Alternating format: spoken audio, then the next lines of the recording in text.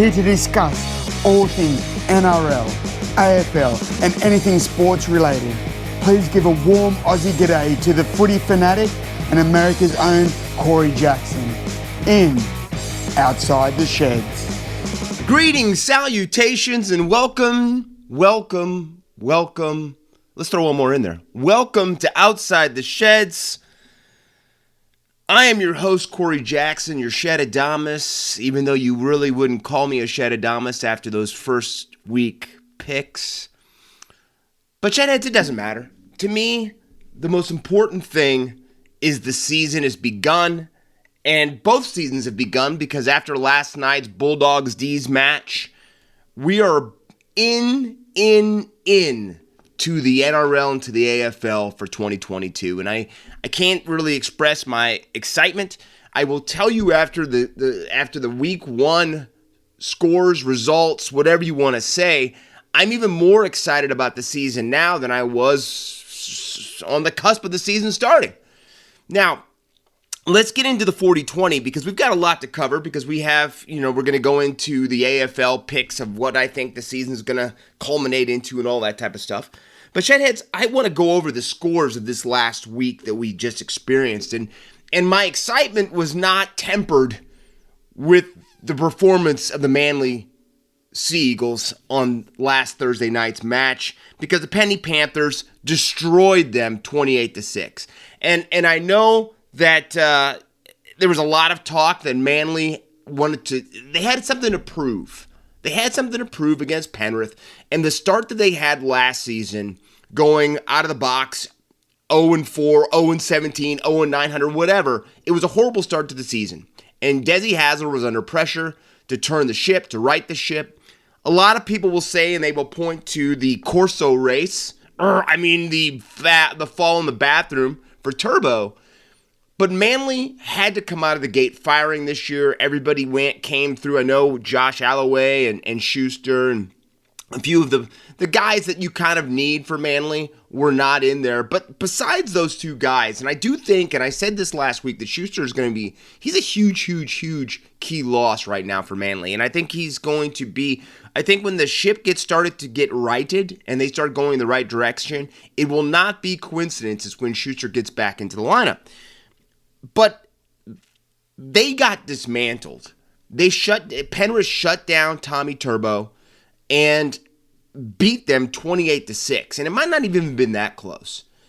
The Panthers showed their elite status, and we're going to get into that a little bit later on, but an impressive start to the season for the Penny Panthers. Raiders 24, Sharks 19. The Raiders and Ricky's boys get that victory in Jack Whiten's 200th game. I don't understand the mullet haircut, guys. Let's talk about this a little bit. It is horrible. This is not rock and roll tennis. This is not Andre Agassi. This is just bad haircuts, and it needs to be outlawed. I think this is more dangerous to the game than the high tackle or some of these haircuts that are going on in the NRL right now and in the AFL as well. It's just bad. But anyway, Jackie Whiten, bad haircut and all, 200th game, gets a victory. Broncos 11, Bunnies 4. I don't want to say this was the shock of the round because this is one of the games your Shedadamas picked. I did think that I'm a big fan of Albert Kelly, and I'm very excited to see Albert Kelly getting back over in the NRL and playing the way and the style of footy that I think he can be successful with. And I think you're going to see even a better Albert Kelly once Adam Reynolds gets into the side, which we're going to see here very, very soon, very quickly this round. But I will tell you, Albert Kelly is important, but I think Kurt Capewell is going to be astronomically important. I know everyone points at Adam Reynolds and the little general, all that stuff, but Kurt Capewell showed with that kick that he did to pretty much seal the game. Kurt Capewell is going to be a key addition for the Brisbane Broncos, and it starts well. And now I think the talk has gone from what's going to happen with Kevy's boys to can Kevy's boys make the 8? And I think they can. Knights 20, Roosters 6. That was my shock of the round. That was the one that really caught me flat-footed. put a gigantic Sioux shot to my chin and put me down on the canvas. Because I did not see the Newcastle Knights, all the talk and drama leading into the season, if Kalen Ponga is going to recommit, if he's going to opt out and go up and be a Dolphin for Clint Eastwood, Wayne Bennett. And I said that a lot of the future of Kalen Ponga is going to really stand on how well the Knights play up to that June, I think 1st or 4th, whatever, decision that has to come down for his future. But that type of start right there is going to be key, and that was an impressive victory for the Newcastle Knights. Dragons 28, Warriors 16. Ravalawa, that's all I have to say about that. I'm saying a lot of people think the Dragons are going to do something special this year. And I'm not talking about winning the competition, but that they're going to have a successful season, that they are going to make the faithful of St. George start to think about the future a little bit. And you know what? You can't say much more. I know the Warriors are a slow starting team, and again, they started slow again. But it was a very, very, very big victory for St. George to start their season, and in an impressive way that they did it as well. Storm 26, Tigers 16. The Tigers, the upset falls short. But I will tell you, the biggest thing that came out of that match is the injuries that is going to have to be righted, and that Bellyache is going to have to try to overcome for the Storm to actually get to where a lot of people think that they're going to end up this year. So that is, to me, the thing that really comes out of this match. Yes, the Tigers looked a little bit better, but they still lost. And I think we're going to have to circle this weekend coming up right now of what their future and their season is going to be like. Because I told you, I didn't think it was going to be a good start for them. Jackson Hastings played well. It was good to see him back in the NRL. But I still think that the Tigers are in trouble. Eels 32, Titans 28. This match was insane because all those points that were scored, we're talking, 60 in that match? 54 of them were scored in the first half. And we're talking offensive explosion. And then all of a sudden, it became a snail walk in the second half. But the Eels offensively show that they've got a prowess. They've got themselves a fight. I think Mitchell Moses is going to have a great season. And I know my boy Dom is very, very happy with that result. And then finally, to end the round, Bulldogs 6, Cowboys 4. I call that game the war of attrition match. It was not pleasant on the eyes. It may have cost me 1 or 2 years of my life sitting through the entire match. But I will tell you, I get enjoyment no matter what is going on, as long as I get to watch a little Josh Adokar. Because I think the passion of Josh Adokar, the excitement that he has, watching him on Matty Johns after the match, his laugh, it's infectious. But there was a moment in that match when the Fox lit into his team to get them up onto the line for the scrum. And I will tell you, that is something we have not seen. I know Jackson has been there for a while, and he's had to deal with a lot of garbage that has been going on at Canterbury for a while, but Josh Adokar is a winner. The Fox is a winner. He's been under bellyache for a while now. He knows what winning looks like. He knows what it feels like. And I think Gus understood how important it was to get Josh Adokar to sign on the dotted line, to bring him back to Sydney, but to put him in a Bulldogs jersey, because he is going to bring something. And I think that will of Josh Adokar and that refusing to lose is one of the reasons that they somehow held on and beat the Cowboys. Now, on the other side of the coin, I don't know. I've told you, Shedheads, for a while, I'm a fan of Todd Payton. I really enjoyed what he did with the Warriors 2 seasons ago, how he got them to really fire up and even though they had no home, but to just battle, every game.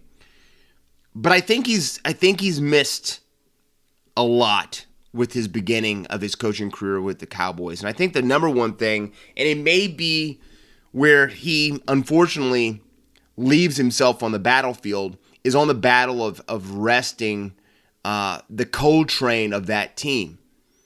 And I think, and we're not going to call too many people out, but I'm going to say that decision to rest Tamalolo the way that he does could cost him his job. Because that guy is the engine of the team, and you can't take a guy that's that big and rest him for that long of a period in time and then think you're going to turn him on like a freaking a diesel truck, and then he's just going to fire in the second half like that. And, they almost pulled out the victory, but I think we've got because the match they got the Raiders this week. And I think Ricky's boys are firing. And is anybody really going to pick the Raiders to lose to the Cows, even though it is up in Queensland, up in Townsville? I don't think that can happen. I think the Raiders win that match, and I think Peyton is under the gun. And that's why I said it was a war of attrition match, because you had the battle of coaches that are under the hot seat. Those two coaches and Madge McGuire are the three coaches that are on the chopping block first. Let's be honest. And one of them survives and two of them fall. So we'll have to see. Now, let's talk about round one. I will tell you right now, after watching Sean O'Sullivan slide into the position of Nathan Cleary, siding with Jerome Luai in the Halves, and watching that Penrith Panthers team fire the way they fired, has to put a cold chill down the spine of the rest of the NRL. Because that performance... And Ivan Cleary, who I don't know if Ivan Cleary's heart rate gets over 100 ever. I'm saying that dude, I watched him on NRL 360, and he just does not get too high or low. And I think that's a great thing for a coach. But man, oh man, that team is something special. And I love Jerome Luai, and Cleary is great. He needs to shave that upper lip. But besides that, they're really, really dangerous. Because Sean O'Sullivan's playing with the grudge. He's talking about how nervous he was, but then by the end of the game, he's waiting to hear a little bit from the crowd, putting the hand up to the ear and all that type of stuff. But it is fascinating to me how good this team is. And I don't think we know what this game is. The NRL is a tough game. Rugby league is a tough game. We know a couple of injuries can change an entire team's outlook of the season. But I will say right now that the Penrith Panthers are a cut above everybody else right now. And especially with the injuries that happened for the Melbourne Storm and how bad the Roosters look. And I think we all know, and you know who my pick was this year. But I think we all know that Robbo will get the Roosters, the Chookies firing. It's a big match this week. I'm really excited for that one, the Roosters and the Seagulls. But I really think that these teams are going to have to rein in the Penrith Panthers, and I don't know if that's possible after what I saw. But it's a long season. Now, again, I said to me the surprise of round one was the Newcastle Knights. And I think a lot of people were concerned with Mitchell Pearce moving on to the Catlins Dragons, and they're firing right now 4-1 over in the Super League. But the combination of Clune and Clifford in the Halves really fired in that first match. And you got a guy, Clune that plays with a grudge. I think he really feels like he was never given a straight shake for the Dragons. And now he's got new life up in Newcastle. And you got Jake Clifford, another player that really kind of found himself on the ouster with the Cowboys. And I think those two are both very skilled. I'm saying Jake Clifford has got a talented foot. I'm saying he's got a great kicking game. And I think Clune is just wiry enough that he's kind of like that cut wire. It's kind of dangling around out there, and you just don't want to touch it because you get shocked. And that is what I think he is. But I will tell you, the thing that is going to make Newcastle, and everyone says Kalen Ponga, and yes, Kalen Ponga is a special player. But I'm going to tell you, yes, he is, but that team's future success relies on Bradman Best and Dane Gagai. And I really think those two guys, Bradman Best is a force coming down that side of the field. When he is running, he's big. It's tough to bring him down, and his offload is incredible. And he's only going to get better, Shedheads. He's young. He is beyond young, and he's a hell of a player. And I think that him working and getting to watch how Dane Gagai gets himself up and the way that he trains and performs week in and week out on the other side of the field is only going to bring his game up even higher. So I will tell you right now, a team that I did not have a lot, and there were some teams that thought that Newcastle might finish with the wooden spoon. I don't see that at all. I think Newcastle is going to be fighting for a sixth or seventh place spot in the finals, and I think that they could do some special things up in the Hunter this year.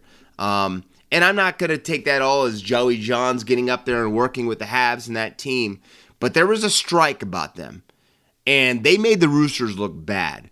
And I know that the Roosters, week one, have a lot of guys. You've got their Halves, Walker and Cleary, kind of learning how they're going to play together, blah, blah, blah. And I know that won't be the same team that we see later down the track.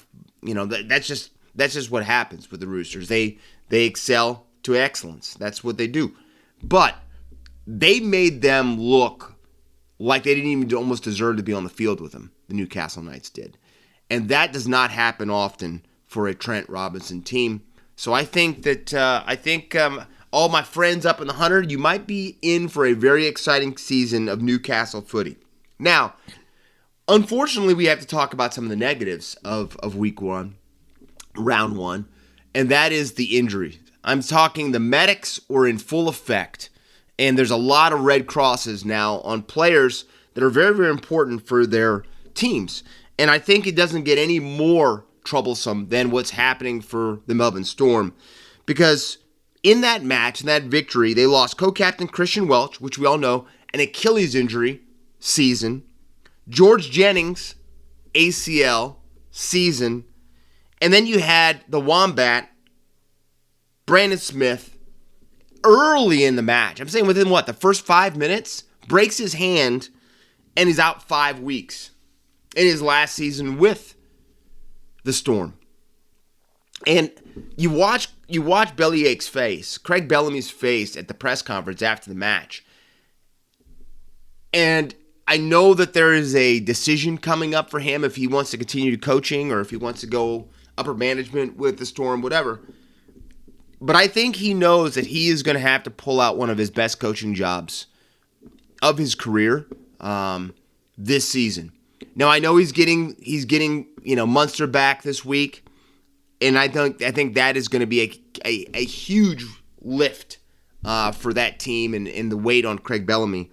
But those are some key losses, and it's going to be interesting to see how one of the best coaches in the game gets his team up and firing after those losses. Now, unfortunately, those weren't the only major losses for this first round. Sean Russell, who had an incredible, he got 3 tries in his opening match for the Eels, fractured ribs, punctured lung that he received on that tackle by Jaden Campbell, and there's been a lot of debate if that was an offense that should have got Jaden Campbell suspended. I don't think it was. I don't think that Jaden Campbell, the number one thing you want to see for a player is that he doesn't quit on a play, right? And one of the things that everyone's so excited about Jaden Campbell is his right step, and that the kid plays way above his weight, and that he's always in every play that he can actually get himself into. If you look where he came from in that play, he came from almost the post. So he came down with his knees down. They weren't driven into the side of Sean Russell. So I think it was just a hard play, and unfortunately it's a hard game.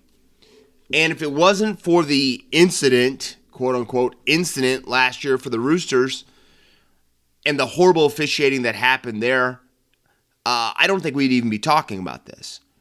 But because of the precedent that was set, because of that tackle and the results of the injuries that happened last season, I think we're looking at it. And a lot of people have been debating, should the penalty for the player beyond the severity of the injury of the player that's hurt. And again, you can't do it that. You can't base it on that. You just can't. So no matter if it stinks for the Eels and Russell, who again had an incredible game, I don't think Jaden Campbell should have been penalized, and I think the NRL got it right there. But he is gone indefinite amount of time. But then also Ryan Madison. A lot of people haven't been talking about that because of the Russell injury. Ryan Madison hurt his hamstrings out for 3 weeks. So those are some key losses for a Parramatta team that has some high expectations of this season. Now the Warriors. Well, what do you want to say about the New Zealand Warriors? They're a team that cannot seem to stay healthy. And unfortunately, that comes with one player that really can't seem to stay healthy. And one of my favorite players to watch in the entire competition, and that's Sean Johnson. Sean Johnson, pectoral strain, 4 weeks. And he had an assist in all 3 of the tries for the Warriors. And the guy is gone. He's out. 4 weeks. And so what's really concerning about that is we've been dealing with Sean Johnson's lower body injuries, it feels like, for the last 5 seasons. And now he's already hurt in his upper body. So I don't know, is it because he hasn't been lifting? I don't know if it's because he's been doing more running instead of getting his upper body strong. Sean Johnson looks beyond fit to me, but that is troublesome. A pectoral injury like that.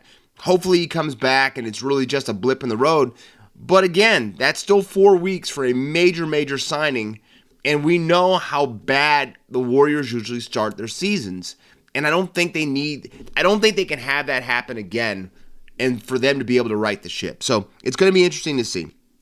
But then Dalen Watene-Zelezniak, again, broken thumb, played the entire 80 minutes with that broken thumb and got a try, but he's gone now 68 weeks for the Warriors. And then Vali, the MCL, 3 to 4 weeks for him in his first match too with the Warriors. So the Warriors again, they're up against it as usual. I know that the only thing those guys want to do is get back to New Zealand and play a home match, but they're going to have to fight, and they're going to have to fight early on because I don't think this season is going to be a good one if they don't really at least win 2 of the 4 matches when Sean Johnson's out. I don't think they can go 0-4 and then still think about being able to get into the top 8. The Raiders, Ricky's boys, Josh Hodgson, MCL, 3 weeks. We know that Hajo, he heals up pretty quick, but an MCL strain, it's probably a 3-week injury for sure. And then Brad Schneider, the young gun in the Halves that was supposed to be partnering with Jack Whiten. COVID, it's looking like it's a 2-week injury for him, or 2 weeks on the sideline for him with the Cove. So we won't probably see him till round 3. Now the Panthers, in their destructive performance that they had, late lost to Moses Leota, and that is huge. Fractured shoulder, 8 to 10 weeks.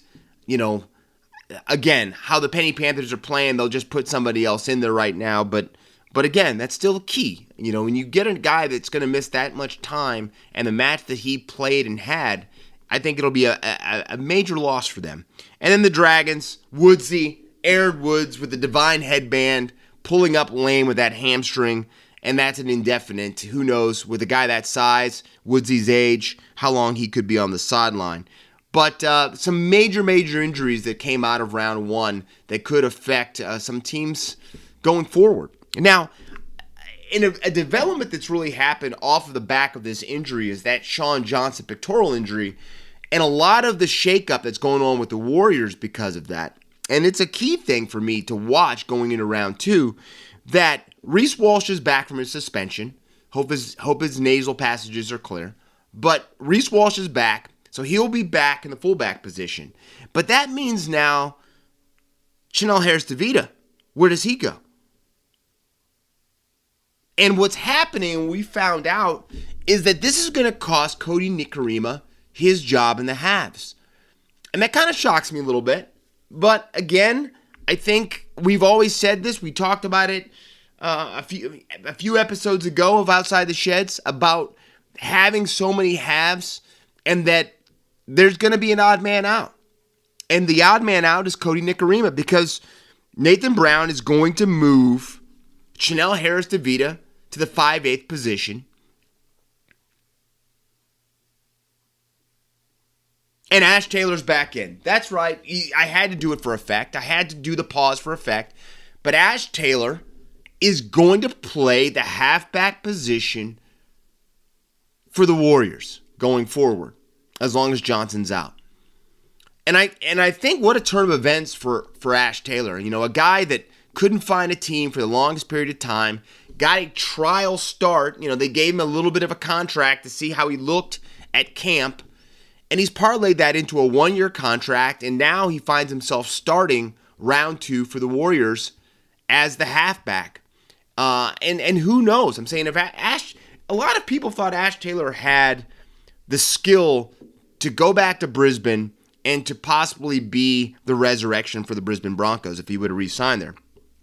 And there was big talk, and that's why he was on $1 million contract with the Gold Coast Titans. But I think that weight, that money, all of that was too much for him. And we never know how players are going to respond to that type of pressure. And it did affect Ash Taylor. Ash Taylor has never performed the way that a lot of people think that he could have performed at and that he should have performed at. And that is why he was almost on the outsert in the NRL. But he's not. And he will be playing in round 2. And I am very interested, and it may be my number one thing to watch this week in just one player, is how Ash Taylor steers around that side and how that combination between him and Chanel Harris-Tavita matches these two up. It is going to be key because it will not be an easy match for the Warriors. And it's crazy that he's playing round 2 against his team that let him go in the Titans. So again, more storylines for us to look at. And let's get into these storylines. Let's go into round 2. Starting off tonight, this morning, whatever you want to say, round 2, we've got the Rabbitohs versus the Storm. I think it's fascinating that South Sydney has never won down in Melbourne. Figure that. 0-17 down in Melbourne. But that is what the Bunnies are going to have to, how should I say, get the hoodoo off of and try to get the victory. But guess what, Shedheads? Not happening. I still have the Melbourne Storm with the return of, again, another mustache in the side. I have them beating South Sydney. Friday, I think this could be a very interesting game to watch, and I think it could be a really fun one to watch. Panthers-Dragons kick off Friday Night Football. I've got the Panthers, though. I think the Dragons will push them, but I've got the Panthers beating the Dragons. Then we've got the match. To me, I think it's going to be the match of the round. I've got the Seagulls versus the Roosters. Always interesting matches. Always exciting. I think there's going to be plenty of points scored in this one. But I've got the Roosters coming out on top of Desi's boys and getting on into the winner's column. And then we have, again, another match. Again, the NRL gives us more drama. Ash Taylor taking on his former team, Warriors versus the Titans. It is up in Gold Coast, and that is why I'm taking the Titans to beat the Warriors. Saturday, Eels and Sharks. A really big rivalry match. Sometimes bad blood, too, which I love. You know me, Shedheads. I love myself some bad blood. But I am going to take the Sharks getting the victory. I think Nico Hines is going to have a big game. And I've got the Sharks beating the Eels on Saturday to start off Super Saturday. Then we've got the Raiders and the Cowboys. I told you I think this is a pivotal game because if if Todd Payton loses this game, there's going to be some huge pressure because this will be 2 losses to start off the season where they've played both games up in Townsville. And we know the passion of the people in Townsville. There is going to be some rumbling if they lose this. And I have them losing it. I think Ricky and the boys come up there. They beat the Cowboys, starting them at 0-2. And a lot of questions will start being asked of Todd Payton. Going into Sunday, again, a key match to me on 2 teams where I think this is going to tell us where they're going to go to in the future. We kick it off, Tigers versus the Knights. I just got in reading something too, that it looks like Luke Brooks will not be in the Halves this week for the Tigers, and he will not be partnering Jackson Hastings because he could not make it through a training session.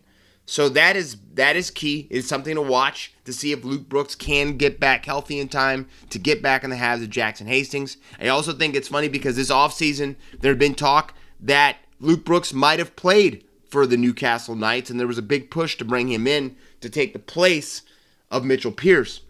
But I have the Knights beating the Tigers. Interesting match, but I do have Newcastle. And then the match to end out the round, Kevy's boys trying to stay in the winners column. Adam Reynolds making his, how do I even say this? His riding in on his stallion, on his Bronco, into the halves, partnering beside Albert Kelly against Josh Adokar and the Canterbury Bulldogs. And I do have the Broncos beating the Bulldogs and Kevy's boys going up 2-0 to start the 2022 season. So, very excited. I really can't really describe to you, Shedheads, how much the NRL gives us storyline after storyline after storyline, and that we're only getting ready to go into round 2, and we've already got coaches on the hot seat and players already out that are going to affect their teams. It is a soap opera of soap operas. So buckle up, Shedheads, and get ready for round 2. Now let's go on the mark. Let's go to our other code that we represent here on Outside the Sheds. Let's go into some AFL. It is 2022. The season has begun, and it began with a rematch, a grand final rematch last night between the Dees and the Dogs. And just like last year, a great hard-hitting match, a match that both teams, how should I say, exchange blows to come out on top for their first victory of the round. But just like last year, the Dees rose to the top. And I know, Demons, we don't want you guys to be upset. We're not talking about you going to heaven. You just rose to the top of the win column. Because the Dees down the Dogs, 97-71, in a match that I tell you, it had some ebbs and flows, but it was fascinating to me how the Dogs did not circle the gun that is Christian Petrarca, because Petrarca took over and had another masterful performance with his 38 possessions and 2 goals, 1 behind. I think that this guy may be on the cusp of just being one of those elite players that can just will his team to victory. You know, we saw that with Dustin Martin. We've seen that with other players before in the past that seem to just get it. And it might be something that we're experiencing right now, watching a Christian Petrarca at the age that he's at, coming into his own. And I think that might be what we're going to experience this year. The D's are going to push again for that top 4, and it's going to be behind a strong play by their star gun player. Now, unfortunately for me, the crazy thing about the game isn't the game itself. It is the press conference after the game, to me, that overshadowed how great of a game we had to start off the 2022 season. And that is Luke Beveridge going nuclear on Fox Footy journalist Tom Morris. And I think this all stems from not even this recent year, but last year when Tom Morris actually broke some news about players and who was going to be named in sides with the Dogs. And I think that's still kind of, how should I say this, poking Luke Beveridge in the side a little bit. But then when the news this week happened a couple days ago with Lachie Hunter not going to be named in the side, that I think really set Luke Beveridge off. And I think a lot of the anger from Luke Beveridge isn't truthfully that Tom Morris dropped knowledge. And truthfully, it was true. I'm saying this was the only reason that Lachie Hunter might have got in is because of Jackson going down, right? But I think the biggest thing is we've got a rat in the building. The Western Bulldogs have a rat inside the building. Because Tom Morris can't report on something he doesn't find out, right? Tom Morris can't just make stuff up because Fox Footy's going to get rid of him. He's got to have a substantial lead and source that is going to give him that type of information for him to report this. And I think why you're seeing Luke Beveridge so upset is he knows that. He's got a rat now that he's got to freaking try to weed out. He's got to find out, he's got to now start getting he's got to start giving false information and kind of find out who is reporting this false information. Some people think that might have already happened. Some people think that the whole Lockie Hunter situation might be him trying to put smoke out there to see who, quote unquote, might be feeding this information to Tom Morris. I don't know. I think we'll find out in the next week or two. But that that blow up and that freaking gigantic caterpillar on Luke Beveridge's upper lip, I'm saying that is some demonstrative stuff. I've always said Luke Beveridge looks like Glenn Danzig from the Misfits / Danzig. But that mustache right there, that is straight chopper, right? That is some chopper stuff right now. I'm saying if Luke Beveridge comes into your house to collect money, you're paying with that look. So that to me is the biggest development in round one, is that freaking handlebar on Luke Beveridge's upper lip. But it is going to be interesting to see. A lot of people think the Beveridge was out of line, that journalists have the right to report things, blah, blah, blah. But I think the biggest thing is the caterpillar on the upper lip and the rat that's inside the Western Bulldogs building and in their sheds. So it's always good to fumigate rats. So it'll be interesting to see who this individual is. Now, let's go into more coaching news, and we've gotten news now and that a deal has been signed for an extension for Geelong coach Chris Scott that could keep him with the Cats until 2025. Now, there's also rumblings that Chris Scott may be closer to leaving than he is to staying with the Cats, and that there could be some developments coming down the pipe, and a lot of those developments could, how should I say this, be writings on the wall on how a certain team performs this season and next season. But as we sit right now, Chris Scott has signed this extension that's going to see him with the club another 3 seasons until 2025. And I think that it is a fluid situation, kind of like the NFL is over here. Well, you're my quarterback today, but not my quarterback tomorrow. Well, we might see that with the Geelong Cats. But one thing we know about Geelong is they're a stable team. They don't make rash decisions. And I think Scotty's done a great job with Geelong. He's been there forever. And I don't think that they're going to move on from him until he's ready to move on, unless they just totally fall off the boil this year. But I think they will be competing for a top 4 finish this year, and we'll have to wait and see. But good news, I guess, for Geelong fans, that you've got a stable coaching staff and that you've got Chris Scott inked until 2025.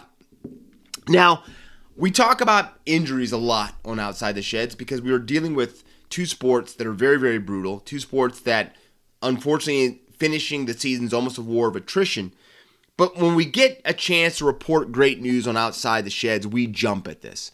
And that's what we're going to report right now. And that great news is there is a key addition for round 1 for the Carlton Blues, and that is that their defender, Sam Doherty, is going to be in the side for round 1 tonight, this morning, whatever you want to say, against the Richmond Tigers. He will be on the side and be pulling on that Carlton Guernsey to run out with his teammates and his mates. And I can't tell you how exciting that is. I've told you before, Shedheads, that I've had my own battles with my family, dealing with cancer, losing my mother and whatever. And so whenever I hear and can report about a story about a cancer victory, we're going to always do that. And we're going to do it, and we're going to do it clapping. And we're going to do it with an incredible smile on our face. Because I know what this young man has been through, Sam Doherty. I've seen the trials that a person goes through facing chemo. I know the mental anguish that can be put on you, the weight loss, the hair loss, all of that stuff. I've seen it. I've been there before. So to see this young man get the weight put back on him and to be able to run out in round 1 after getting a cancer diagnosis back in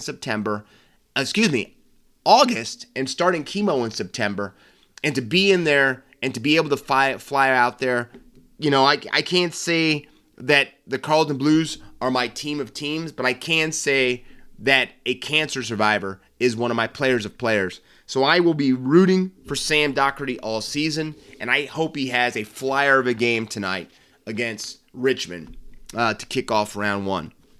Now, let's get into round one, and, well, we already saw that, what happened with the Dees and the Dogs, with the Dees coming out on top. But here's the matches we've got for round one. Starting off tonight, kicking off Tigers and the Blues. And I guess we'll pick these up. What the heck? Let's do it. Tigers and the Blues. I've got the Tigers, no matter if it's a good story or not, over the Carlton Blues. Friday night, we've got the Magpies versus the Saints. DeGoey is going to play. I'm picking the upset. I'm taking the Saints over the Pies.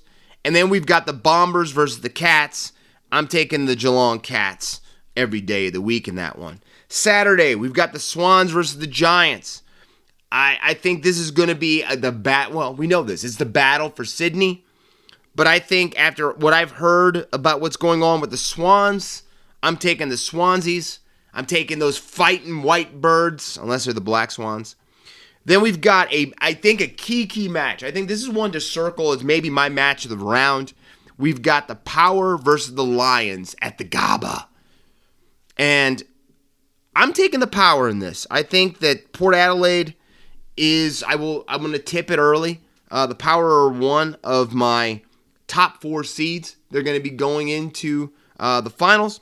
So I've got the Power winning a close match, but winning that. And then the Roos and the Hawks. I'm going to stun some people right now. I'm taking the Roos over the Hawks in round one. Sunday, we start off with the Dockers and the Crows. I'm taking the Dockers. I think Fremantle. And then we finish it off, round one, Suns versus the Eagles. Again, I'm going upset. I'm taking the Suns to top the Eagles. Now, we go on to our projected top 4, and I'm not going to surprise you with some of my picks, but I think that this is going to be an incredible year for the AFL. I'm really excited about it. But my top 4 are the Dees, the Power, the Dogs, and the Tigers are my top 4 clubs that I think they're going to finish the season in that key position of 1 through 4. Now, I'm not saying what order these 4 teams are going to finish, but I do think those are my top 4 clubs going into the start of the 2022 season. My grand final, I've got the Dees versus the Tigers, and I have the Tigers, the yellow and black, coming out on top and winning the grand final. So that is my projections. We'll see how those pan out, but that is what my 2022 season looks like. Now, I know you're excited about this, Shedheads. The Guns are back. And it was a tough 3 to pick this week, but we got it done. And my number 1 gun of the week was Ravalawa for the Dragons after his performance. He had 3 tries, 173 running meters, 3 line breaks, 5 tackle breaks, and 8 tackles made in a victory for St. George this week. My number 2 gun, Dane Gagai, 1 try, 200 running meters, 1 line break, 2 line break assists, 1 try assist, 6 tackle breaks, 23 tackles made. I think the Dane Gagai signing could come down as one of, if not the number 1 signing of the year, going to be a top 3 signing of the year for St. George, for Newcastle, as long as he stays healthy.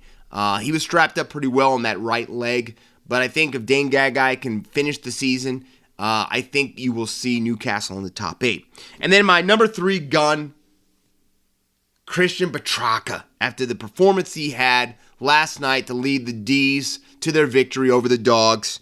2 goals, 1 behind, 38 disposals, 24 kicks, 14 handballs, 8 marks, 2 tackles, 9 clearances, 869 meters gained.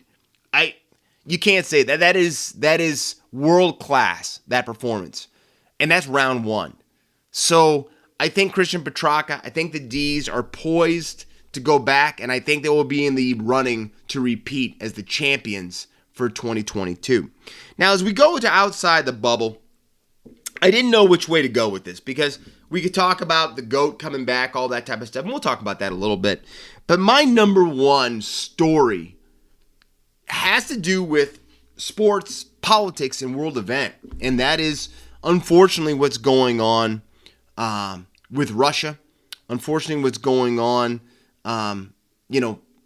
with the invasion. And we don't talk about politics too much. I think you guys know where I stand by a lot of things with some of my offhanded comments. But the Ukraine invasion has been felt around the sports world.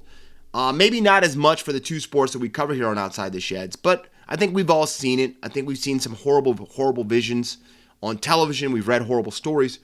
But a story that's breaking right now is that this 2022 Wimbledon might not be like anything we've ever seen before, because word is coming down that Wimbledon is going to make all Russian and Belarusian players condemn Vladimir Putin and Russia before they will be allowed to play in this year's Wimbledon. Now, you have to understand what this could mean. This could mean players that are representing their country, and we've seen Rublev already say and condemn the war, condemn the invasion, okay? But to straight out say that to Vladimir Putin in Russia is very dangerous. It is dangerous. We know what Vladimir Putin can do. We know what Vladimir Putin has the ability to do. And we know that a player condemning what he's done makes him an enemy of the state to an extent, especially in Putin's eyes. So I'm very interested to see what goes on with this. And I know that means the number one player in the world, Medvedev, is going to have to speak up against his country. And he actually said after Wimbledon that he was excited to get back to Russia, and he might be playing more events in Russia than playing other events around the world because of his, I guess, the way people treat him, the way that he doesn't like fans, yelling at him, so on and so forth. But it'll be very, very interesting to see how this plays out. And it's a big stance for the UK and a big stance for Wimbledon to ask players to do this. But we see the sanctions that are going on in soccer, Formula One, any big thing, banks. We've seen Russia be put under heavy, heavy, heavy sanction because of the invasion of Ukraine. And it's going to be very, very telling to see what these players do, what they say, and if they actually make that stance. Now, they might not even have to ever do this, because if peace talks happen and this thing gets ironed out, they might not have to say anything. But if they don't, we are really set up for a showdown in professional tennis that's going to, I think, easily surpass the whole Novak Djokovic debacle that happened at the Aussie Open this year. And I'm 100% behind the Aussie Open and not Novak Djokovic. But that's something totally different. So, interesting to see. Going to be something to watch. And I don't know which way it's going to pan out, Shedheads, but I think we'll experience it together. My number two, all right, here he comes. Tom Brady's back. I've said this all along. You know this. Go listen to previous episodes of Outside the Sheds. I have said repeatedly, Tom Brady was not done. Tom Brady was going to play football this year. The question is where Tom Brady was going to play it. And I thought that he was going to try to find an angle and a way to get to the San Francisco 49ers, the team that he's always loved, the team that he grew up rooting for. But it sounds like with his unretirement that he is going to be putting himself back with the Tampa Bay Buccaneers, and that they are going to try to run it back again to get to another Super Bowl. And you have to look at it. The easiest way to make it to the Super Bowl definitely probably will be in the NFC, but we'll have to wait to see how this plays out. But Brady is back. I know a lot of people are happy. I've got a friend of mine that I'm really close to who I think, how should I say this? I think he goes to sleep every night with Tom Brady underwear on. I can't prove that, but I think he does. All right, I'm laughing. I shouldn't have said that. But anyway, so be watching that right now. The GOAT is back with the Swashbucklers. Now, we all know, I don't know overseas if you guys pay attention this much, but a big thing that happens over here in America every year, the NCAA basketball tournament's getting ready to start up tomorrow. The Big 64. Now, I don't even know how many teams are in there now. They're playing games and all this garbage. Whatever. Just give me 64 teams. Let's start the tournament. But the number one seeds for the NCAA basketball tournament are Gonzaga, Arizona, Kansas, and Baylor. Okay, well, that's fine. I think it's funny that two of those four teams were teams that should have probably gotten close to the death penalty for cheating sanctions in Kansas and Arizona, but because they're the thoroughbreds and some of the blue bloods of college basketball, they barely got a smack on the back of their hand. Yes, their coach is gone for Arizona, but I'm saying he was I don't want to say criminalish, but he did some pretty underhanded things. But again, the program wasn't sanctioned. So, I think that's kind of a black eye to the sport, that those two teams are still right there at the top and never really had to experience any type of pain. But we all know the NCAA is corrupt anyway. So it's a tournament that's starting, a tournament that I don't really pay too much attention to. It's exciting. You get to see some teams that no one expected win some games, blah, blah, blah. But the tournament's starting, and I would not be doing my job as being your Shedadamas if I didn't report the news. And finally, as we keep and we stay in the category, or should I say, we pivot to the category of talking voices, talking heads, it has been named, it's official now, Monday Night Football, ESPN, starting this year. The combination in the booth will be